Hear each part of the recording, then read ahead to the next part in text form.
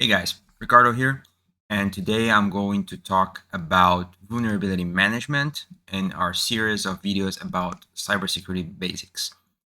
Vulnerability management, it's a very important task for all of us as cybersecurity professionals. It's one of the biggest threat vectors. Hackers are always looking for vulnerable devices over the internet, RDP connections open and things like that. So we need to be extra careful, know the assets that we have. And this goes back to our first video about how important it is to know the assets you have and have a good asset inventory. With that asset inventory, you can start scanning your assets and then know the problems that you need to patch and the issues that you need to fix. So, what is vulnerability? Vulnerability is basically a weakness that can be exploited by hackers during attacks. And weaknesses can be several different things. For example, your web application might be vulnerable to a SQL injection or a cross-site scripting. You could have traffic that is unencrypted. There's lots of types of vulnerabilities.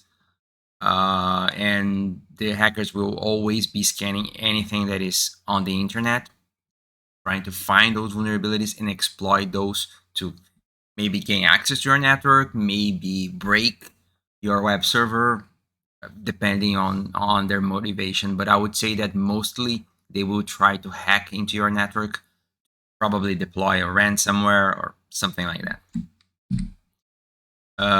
As mentioned in the first video, asset inventory is a must. You need to know what you have, otherwise you can't protect it. When you do know what you have, you need to start scanning those assets to find vulnerabilities. You need to use a reliable vulnerability scanner. I know Nessus, I know Qualys, I know Rapid7. Those are the three market leaders. Great quality. You can't go wrong with either of those. But there are some others. Just be sure that you use something that is reliable, it's accurate, and gives you the lowest amount of false positives as possible. Because false positives is waste of time. So we already have too many things to patch. So we need to be accurate and have the lowest amount of false positives possible. Those scanners will provide reports about the vulnerabilities that it finds, and that will guide the patching efforts. A very important note here is that ideally you should have a testing environment to test your patches prior to deploy to production. Of course, this is not possible every single time.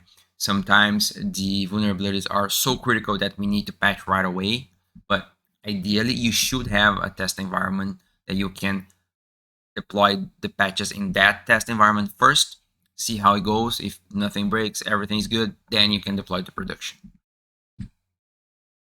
About the assets and how you classify those assets. Assets should be classified according to several factors, but some of those factors that I mentioned here are asset criticality to the business. For example, if you have a server that process credit card information, that's always very critical. If you have a web server that runs online store, things like that. So you need to always know the asset in terms of how critical and how important it is to the business.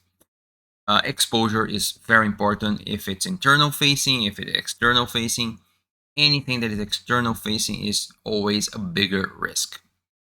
Another very important aspect is the data containing those assets.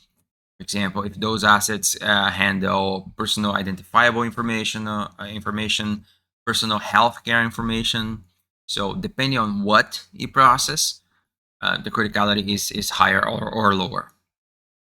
And there are some other relevant factors that can be related to the business or the market in which you operate, like specific laws or regulations. So I'm not going to delve into that, but be sure that you always connect the assets to the business reality, and you always take the business criticality, the processes, the revenue generation and you consider that on your asset classification efforts.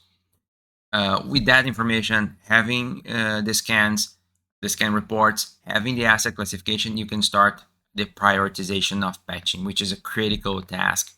And being completely transparent, we have lots of things to fix. It can be overwhelming at first, and we need to be very careful about how we proceed with that and how we prioritize. You can't just grab everything that is, for example, a CVSS 10. And CVSS is a common vulnerability scoring system. It's how it's a industry standard on how to classify the criticality of a vulnerability. But you can't just get all the 10s and patch first, because a 10 that is just internal facing is not the same thing as a 10 that is external facing. So you need to be very careful with that. You can't just grab the score and guide your efforts on that. So please be very careful on how you prioritize those. Otherwise, your task will be impossible. My recommended approach is to mix CVSS, threat data. For example, if someone is exploiting those vulnerabilities in the wild, if we're seeing attacks using that, asset criticality, exposure, like is it internal facing, is it external facing? So mix all of that, then you should be able to have a better understanding of what to prioritize and what is actually critical to be done first. And again, be extra careful with assets exposed to the internet. You might need to do some urgent workaround. For example, if it's a very critical vulnerability you can't patch right away, perhaps you need to close the access to the internet and only allow access to that asset through VPN. So sometimes we need to be creative and try to limit the attack surface and reduce the likelihood of that asset to be attacked. So be extra careful with assets that are exposed to the internet. Sometimes you need to bring some downtime or take it out of the internet or reduce the way that people can access it.